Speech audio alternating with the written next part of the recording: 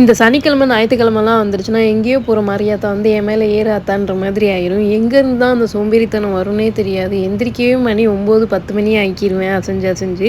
அப்படிதான் இந்த ஞாயித்துக்கிழமை என்னாச்சுன்னா, எந்திரிக்கவே மணி 9:45 கிட்ட ஆயிருச்சு.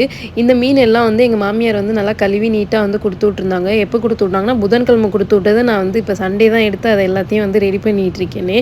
இன்னொரு பாக்ஸும் வந்து குடுத்துருந்தாங்க. அத அப்படியே தூக்கி ஃப்ரிட்ஜ்ல வச்சுட்டு, ஒரு இது மட்டும் வந்துட்டு நீட்டா வந்து மசாலாலாம் போட்டு எடுத்து ஃப்ரிட்ஜ்ல வச்சுட்டேன். எந்திரிச்சு இந்த வேலைய முடிக்கையிலே மணி 10:30 கிட்ட ஆயிருச்சு. அப்புறம் சாப்பாடு ஒரு பக்கம் வச்சுட்டு, என் பையனுக்கு வந்து பால் ஆத்தி குடுத்தேன். அவன் வந்து இப்போ வரைக்குமே வந்துட்டு பாட்டில்ல தான் வந்து குடிச்சிட்டு இருக்கானே. அது என்னமோ பாட்டில்ல குடுக்காம டம்ளர்லலாம் குடுத்துட்டோம்னா மண்டை வீங்கின மாதிரி ஆயிரான். பாலே குடிக்க மாட்றான். ஸோ பரவால்ல குடிக்கிற வரைக்கும் குடிக்கட்டும் அப்படின்னு சொல்லிட்டு நான் பாட்டில்லேயே வந்து ஊத்தி குடுத்துடுறது. தூங்கிட்டு இருக்கப்பயே வாயில வச்சுருவான். அவன் பாட்டுக்கு குடிச்சிருவான். மார்னிங்லாம் எதுவும் சாப்பிட்றதெல்லாம் இல்ல. டைரக்ட்டா வந்துட்டு மதியம் தான். அன்னைக்கு வந்து கஞ்சி கொஞ்சம் மிச்சம் இருந்துச்சு. ஸோ அதில சின்ன வெங்காயம், இந்த மீன் குழம்பு வந்துட்டு புதன்கிழமை குடுத்தது ஆக பழசு. ஆனா அது அவ்வளோ சூப்பரா இருந்துச்சு இந்த கஞ்சி கூட சாப்பிட்றப்ப. இந்த வீடியோ பிடிச்சிருந்தா மறக்காம லைக் பண்ணுங்க. பாய்.